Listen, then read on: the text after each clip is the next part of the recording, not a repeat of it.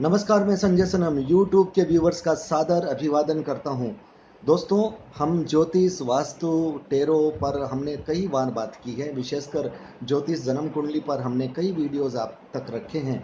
ज्योतिष चूंकि एक ऐसा विषय है जो एक रोमांच है, जिसमें जिज्ञासा रहती है। हर व्यक्ति को जिज्ञासा रहती है कि आने वाला कल कैसे होगा। हमारे देश में बल्कि पूरे संसार में अनेक तरह की विधाएं हैं, जिसमें हस्तरेखा भी है, जिसमें कुंडली रेखा भी है, जिसमें टेरो कार्ड भी है, जिसमें रमल ज्योतिष भी है। लेकिन एक खास विधा, जी हाँ, एक खास विधा कि आवाज के द्वारा भविष्य कथन, ये विधा निश्चित रूप से आपको भी बड़ी रोमांचक लगेगी कि किस तरह से आवाज को सुन करके कोई भविष्य कथन कर सकता है, आपके जीवन की घटनाओं को बता सकता है, आपके जीवन की महत्वपूर्ण आने वाली घटनाओं का पहले से भविष्य कथन किया जा सकता है। जी हाँ, ये किंतु ये लगेगा आपको अविश्वसनीय, लेकिन है बिल्कुल सच, रोमांच और रहस्य से भरा हुआ। मेरे साथ हैं इस विधा की सिद्धहस्त विशेषज्ञ, जिनका नाम है निर्मला सेवानी। निर्मला जी, आज आपका YouTube के इस कार्यक्रम में हार्दिक स्वागत। निर्मला जी, सबसे पहले आप ये बताइए कि आवाज से भविष्य कथन, ये आप कब से कर रहे हैं और ये किस तरह से आप इसको इस मुकाम पर ले आए हैं, और ये विधा आपने कैसे विकसित की, क्योंकि ये लोग अमूमन सुनने में नहीं आती जो आप कर रहे हैं। निर्मला जी। मुझे भी पता नहीं था, लेकिन जब मैं 13 बरस की थी तो कुछ ऐसा आभास होता था मुझे कि जब मैं कोई आवाज़ सुनती, ज्योतिष में तब मैं पढ़ती थी, विद्यार्थी थी जी। ज्योतिष की, तो पृथ्वी तो देखा करती थी और हाथ भी देखा करती थी, पर कुछ ऐसी बातें जो कि हॉरोस्कोप नहीं बताती, जैसे कि फला लड़का जो है वो उस लड़की का दूल्हा बनेगा, या ये लड़की जो है भग जाएगी घर से फला फला दिन। ये कुछ ऐसी घटनाएं थी जो कि हो जाती थी। तो फिर ये चलता रहा।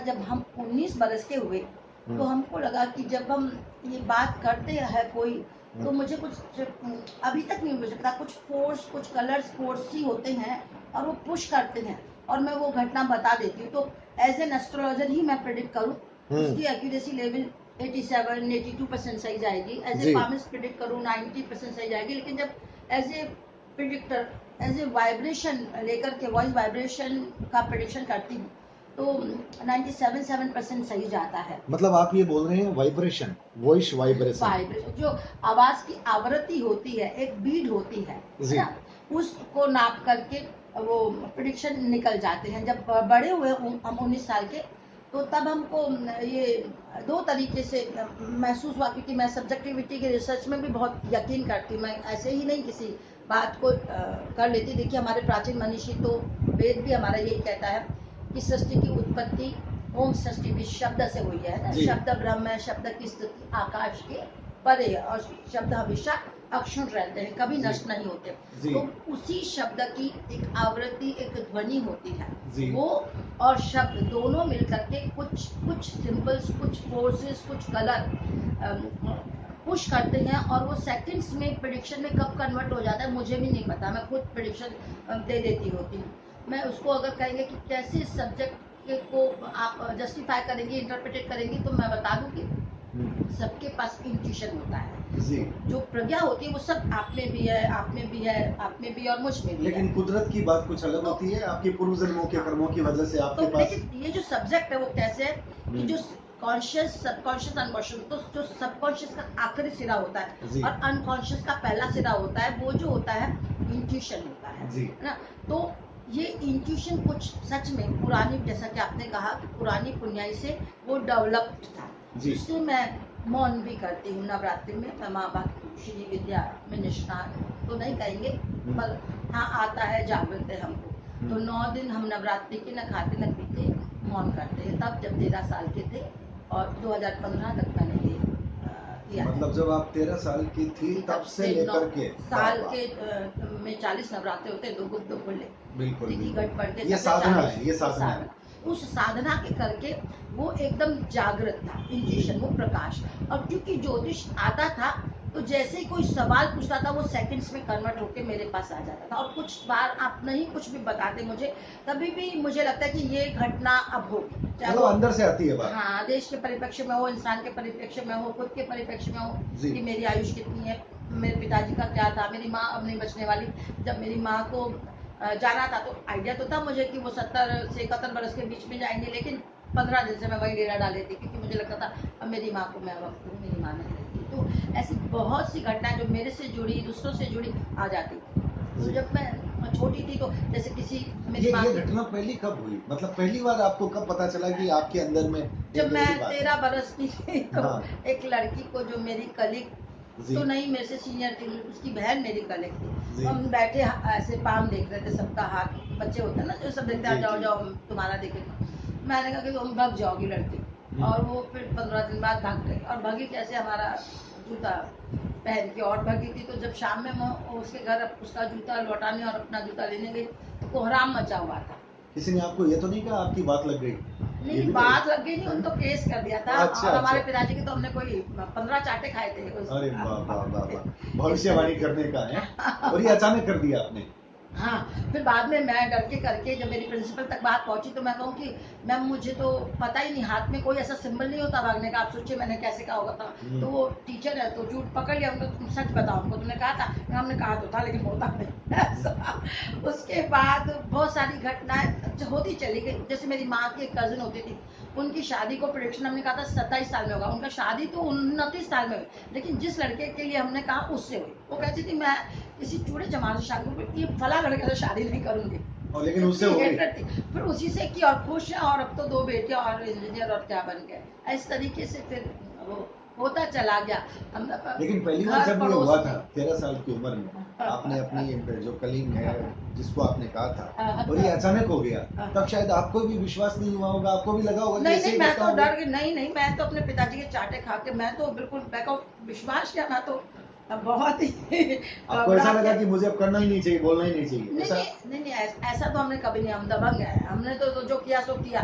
ऐसे तो हमने कोई कितने बरस तक चाटे खाए अपने पिताजी के, लेकिन हमारे आप डैडी। बोलते रहे, आप भविष्यवाणी करते रहे हैं। हाँ, और इसमें भी ऐसा और ऐसे भी फेंको वाली भविष्यवाणी, ये जो गप है, मैं हमेशा देखिए, ये उसका नूर है जो हमेशा बरसता है। तो हम अभी भी यही कहते हैं, हम तो गप मार देते हैं, गणपति सच करते हैं। तो पीछे तो मैं खैर किसी चीज से नहीं हटती, लेकिन लेकिन हाँ आप ये करते रहे, बराबर आपका चलता रहा, चाटे चलता खाने रहा चाहते खाने खाने के जाने। बाद में भी। लेकिन हॉरोस्कोप देख के तो घटनाएं तो देखिए ढंग से प्रिडिक्ट करते ही थे हॉरोस्कोप देख के। अच्छा, उस वक्त भी आप हॉरोस्कोप देख करके? बिल्कुल बिल्कुल आता था लेकिन मुझे, आपको, मैं मानस सागर निर्मला से जी, लेके आपको तालीम आपको करके ऐसा सब लगता पढ़ती था थी। कि आप हॉरोस्कोप यानी कुंडली को देख करके जितना परफेक्ट नहीं कह पा रहे हैं, उससे ज्यादा आप आवाज को सुन करके कह पा रहे हैं? दूसरे मेरे को बड़ा आसान रास्ता लगता था, अच्छा। क्योंकि ये प्रभु कृपा थी और एक्यूरेसी भी ज्यादा होती थी, तो लोग भी तो उसी को इस्तेमाल कर, अभी भी हॉरोस्कोप में तो आपको 12 घर देखने पड़ेंगे, कितने 27 नक्षत्र देखने देखने पड़ेंगे, पड़ेगा, और दशा आपने अंतरदशा देखनी पड़ेगी, पीरियड तो दृष्टियां उसमें देखनी तो पड़ती। बहुत टाइम लगेगा। और आवाज से आप सेकंड के आधार पर गणना करके दे दोगे? गणना क्या, वो सेकंड्स में अपने आप हो जाता, मुझे ही नहीं पता होता। अच्छा, तो अच्छा, अच्छा। जैसे मान लीजिए आपने कहा कि मेरे बच्चे का करियर बताइए, जी। तो अब मैं बच्चे के करियर के लिए 5th हाउस देखूं, 5th से हाँ। उसका 10th देखूं, फिर उसकी इंटरलिंक पीरियड देखूं, हाँ। मेन पीरियड सब पीरियड, तब जाकर बताऊं कि आपका बच्चा जो है मैं यहाँ ये वो जर्नलिज्म में जाएगा। अभी हाँ। यूं सेकंड्स में ही हमको आ जाता है कि वो जर्नलिज्म में ही जाएगा और टेक्निकल पढ़ाई भी करेगा। तो मतलब ये जो बात है, ये आप क्या मानते हो, ये आपकी पुण्याई की बात ही मानोगे आप, प्रारब्ध की, या आपने इंट्यूशन से, मौन से, साधना से, यज्ञ मंत्र जप से उसको विकसित किया है? आप क्या मानोगे उसको? देखिए, नूर तो प्रभु देते हैं, है ना। जी। एक गृहिणी ने अगर अच्छा खाना भी बनाया तो ये उसकी कृपा है ना। हम्म। पर और बुद्धि भी उसी ने दी होती है शापन होने के बिल्कुल लिए। तो बिल्कुल। पर कर्म मांझना तो पड़ता है, ये बर्तन अगर मान लीजिए घर में है तो उसको ठीक चमकने के लिए मांझना पड़ता है, तो तप जो है वो मांझने के लिए था, लेकिन नूर तो उसी का है।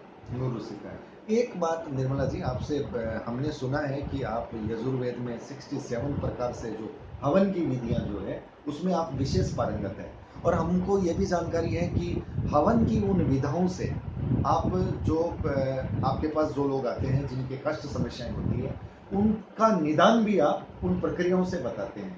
तो नेचुरल जब भी कोई एस्ट्रोलॉजर के पास आता है तो अपनी समस्या लेकर के आता है ना, चाहे वो आवाज के माध्यम से अपनी बात बताएं, चाहे आप कुंडली देख करके बताएं। तो थोड़ा सा एक संक्षेप में प्रकाश कि हवन के बारे में एक थोड़ी सी मौलिक जानकारी हमारे व्यूवर्स को हो और उससे किस तरह से परेशानियों का शमन होता है।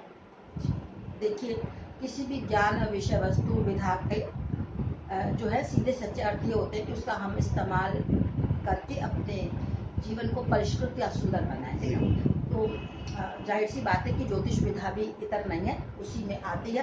तो ज्योतिष विधा के भी दो पार्ट होते हैं। पहला डायग्नोस्टिक करना, तो चाहे आप एस्ट्रोलॉजी से प्रेडिक्शन करें, चाहे पाम से करें, चाहे पॉस्चर रीडिंग से करें, जिस भी जो भी आपको मेथड आता है, तो आपने वो नाप लिया कि बीच फला समस्या है कि लड़की की शादी नहीं हो रही, कि लड़की को बेबी नहीं हो रहा, कि सेहत में ठीक नहीं है, उसको पीठ दुखता है, जो भी प्रॉब्लम्स है। तो ये डायग्नोस्टिक पार्ट है कि आपने उसके 12 खाने देखे या उसका पॉस्चर रीड किया या उसका फेस रीड किया, जो भी किया, उससे आपने वस्तु स्थिति का पता लगाया। डायग्नोसिस है ये, डायग्नोस्टिक पार्ट जैसे डॉक्टर कर रहा है। दूसरा क्या होता है, इलाज का शास्त्र होता है हर विधा में, है ना। तो अब वो इलाज का शास्त्र जो होता है वो पीड़ा हरण के लिए होता है। अगर वकील के पास भी जाएंगे तो केस तो जाएंगे, पर उसके सॉर्ट आउट होने के लिए जाएंगे, या डॉक्टर के पास भी जाएंगे तो आप बीमारी ठीक होने के लिए जाएंगे। तो मैं जो करती हूँ, जो प्रभु कृपा है मेरे पे, मंत्रज्ञ होने के नाते वो 67 टाइप ऑफ कॉम्बिनेशन कर लेती हूँ। तो यजुर्वेदा बेस्ड वो यज्ञ होते हैं।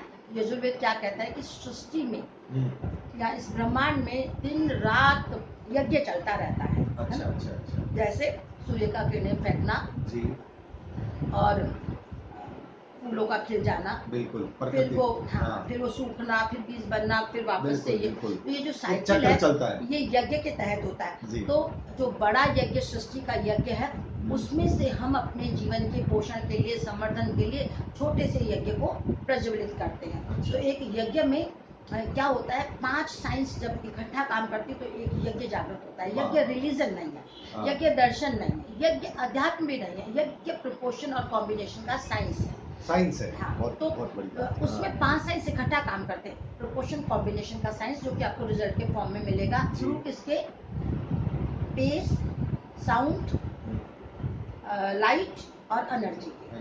आपका साइंस क्या कहता है कि सृष्टि में कुछ पैदा नहीं होता, कुछ नष्ट नहीं होता, प्रोपोर्शन और कॉम्बिनेशन बदलते हैं, माने मैटर वही रहता है, फॉर्म बदलती है। तो थ्रू मंत्र हम उस फॉर्म को जनरेट करते हैं जो हमको अपने जीवन के संवर्धन के लिए चाहिए, चाहे वो तन की पीड़ा हरण के रिलेटेड हो, कि मन की शांति या बैलेंसनेस के लिए हो, चाहे वर्ल्डली एम्बिशन श्री समृद्धि के लिए हो, चाहे अपने अस्तित्व के विस्तार के लिए हो, चाहे वो स्पिरिचुअल विस्तार के लिए हो। कुछ भी उद्देश्य हो सकता है, कुछ भी संकल्प हो सकता है, कुछ भी लक्ष्य, कुछ भी ध्येय हो सकता है। उसके लिए प्रक्रिया अलग होती है, अलग हवन का अलग अलग विधि होगा। लेकिन जैसे मंत्र मतलब, तो जो मैंने बताया कि सृष्टि में कुछ पैदा नहीं तो कुछ नष्ट नहीं, तो प्रोपोर्शन कॉम्बिनेशन बदलते हैं। तो उस जिस कॉम्बिनेशन के तहत हम उस मंत्र को उच्चारित कर रहे हैं, तो ये भी आपका साइंस ही कहता है कि जो कुछ भी आप कहते सुनते हैं वो आकाश में प्रतिष्ठित हो जाता है। Word can not be destroyed, तो उसकी स्थिति अक्षुण्ण रहती है। तो मंत्र माने मंत्रो मननात्, माने मनन करने योग्य ऐसे शब्दों का गुच्छा जिसे बार बार उच्चारित किया जाए। उस उच्चारण से जिस लक्ष्य या जिस मनोकामना की पूर्ति हेतु या जिस कॉम्बिनेशन के तहत आपने वो पढ़ा, वो आपको उस वायुमंडल में फिर के एनर्जी के माध्यम से मिल जाए। जी। तो इतनी सुंदर है यज्ञों की विधा। और हमारी तो देखिए यजुर्वेदा या हमारे ऋग्वेद में ही पहली ऋचा में ही लिखा हुआ है कि सृष्टि की उत्पत्ति भी ओम शब्द से हुई थी। जब प्रकृति ने समिष्ट रूप से प्रथम स्पंदन किया तो उकार आकार मकार से ओम सृष्टि भी इसकी अभिव्यंजना हुई, जिससे कि हमारा कॉन्शियस, सबकॉन्शियस, अनकॉन्शियस बना, क्योंकि हमारे ब्रीथिंग सिस्टम में पूरा कुंभक रेचक में अपने आप चलता रहता है। तो हम तो इतनी समृद्ध, सोचिए वैदिक परंपरा के धनी है, मतलब हमारी संस्कृति इतनी समृद्ध है, मनीषियों ने सींची है। तो उसका कण भी नहीं है। राइट। तो उसी सोचिए कि यज्ञों की पुनर्प्रतिस्थापना के लिए, मैंने कहना तो नहीं चाहिए, करने वाले तो प्रभु होते हैं, लेकिन हाँ हमने बहुत प्रयास किया है और इससे हजारों लोग लाभान्वित होते आए हैं। निर्मला जी के कार्यक्रम निरंतर चलते रहते हैं एस्ट्रोलॉजी के साथ। ये यज्ञ, मेडिटेशन, ध्यान की प्रक्रिया, और इसमें ये जो क्या बोलते हैं सर, हीलिंग का भी आपका एक साथ में रहता है। मेडिटेशन से आप अपनी एनर्जी से आप खुद को हील करें। तो मेडिटेशन पे भी मैंने बहुत काम किया है। बीइंग मंत्र के, मैं मंत्र के द्वारा मेडिटेशन करवाती हूँ और उससे लोगों को हील करती हूँ। 7 चक्र पे हाँ, चक्रा जी, चक्रास पे। चक्रा की बात तो कर रहा हूँ। आधान मतलब आप देखिए कि जो इससे शरीर की स्वस्थता पर भी इफेक्ट आता है, देखो शरीर स्वस्थ होता है। मेडिटेशन क्या ऐसा कंसंट्रेशन जो कि स्वयं को पहचानने में कन्वर्ट हो, उसको आप बिल्कुल। मेडिटेशन कहते हैं। वो रोशनी जो तमाम, मैं अगर आपसे पूछूं कि प्रभु क्या है, तो आप कहेंगे कि वो रोशनी, वो प्रकाश, वो ऊर्जा जो तमाम गैलेक्सी में इधर उधर बिखरी पड़ी है, वो ही हमारे अंतस में है। बिल्कुल। तो उस ऊर्जा का सही ढंग से संचरण, सातों चक्र पे संचरण ही मेडिटेशन कहलाता है। मैं अगर आपसे कहूँ कि क्या मीरा मेडिटेशन करती थी, कि क्या कबीर मेडिटेशन करते थे, तो आपका क्या जवाब होगा? मुझे तो अंधे क्यों हूं मैं? नहीं, है ना? क्योंकि विवेकानंद तो मेडिटेशन करते थे, क्योंकि हाँ। कन्याकुमारी गए थे, पर परमहंस थोड़ी मेडिटेशन। तो क्या वो मेडिटेट नहीं होते थे? बिल्कुल होते थे। तो मेडिटेशन मतलब वो ऊर्जा जो हमारे आधान चक्र पे बिखरी पड़ी है, उसको हम समेटते हैं, बिल्कुल। स्वादिष्ठान चक्र पे छानते हैं। क्यों? टू क्योर योरसेल्फ, अपने उसको आप को खुश छानते रखने हैं। के लिए। वाह, बिल्कुल। वाह, वाह। और वो छान के मंत्र से, मैं मंत्र क्यों लेकर आते हैं, मंत्र रसमय भी होता है और लोग जल्दी कनेक्ट होते हैं। फिर उस ऊर्जा को छान के जब वो हल्की होती है, उस ऊर्जा का प्रवाह है, वो उसका प्रवृत्ति है, उसकी प्रकृति है, तो वो ऊपर उठेगी।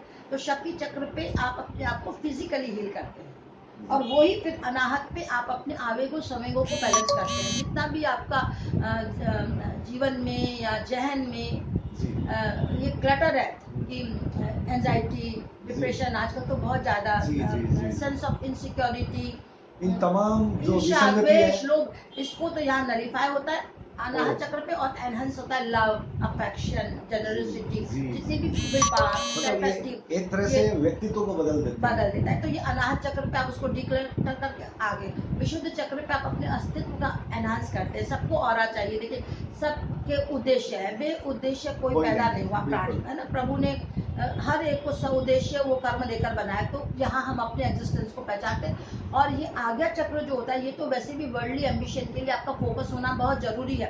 अगर आप मेडिटेशन नहीं भी करते तो भी इसका जागरूक होना बहुत जरूरी है। मतलब दो भावों के बीच में। हाँ, और आप देखिए हमारे जो पुराना समय से लेकर तिलकों की परंपरा है, यूं हो चाहे यूं हो, शिव भक्त है तो आप ऐसे करेंगे, शक्ति भक्त है तो, लेकिन मूलतः कारण आज्ञा चक्र ही है। मूलतः कारण ये है कि जितने भी आपके वेग थॉट्स हैं जो इधर उधर भागते हैं, वो केंद्रीभूत होकर आज्ञा पे आ जाए, और आप जो है, आपने जो इस दुनिया के लिए ड्रीम देखा है वो एम्बिशन में कन्वर्ट हो, और एम्बिशन जो एम्बिशियस है वो उसके एजुकेशन में कन्वर्ट हो, आप कर्म में, उसके कर्म में रंगे, ताकि आप उसको काम में ले सके। सृजन के अर्थ है ना, वो बेअर्थ नहीं है, देह के अर्थ है।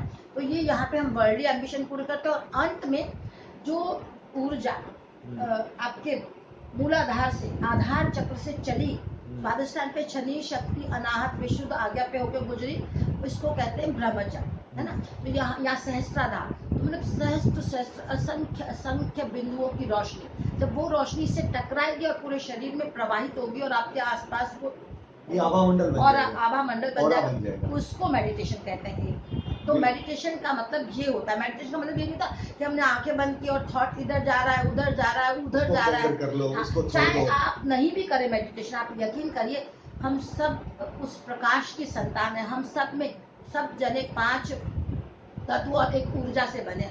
तो वो ऊर्जा सबके जीवन में, चाहे वो अवेयर हो उसके बारे में, चाहे नहीं हो, वो मेडिटेट होती ही है, कभी ना कभी जरूर होती है। चाहे वो जोर से आरती गा रहा हो तो हो जाए, भगवान जाने, चाहे वो किसी अपने कर्म में लगा हुआ।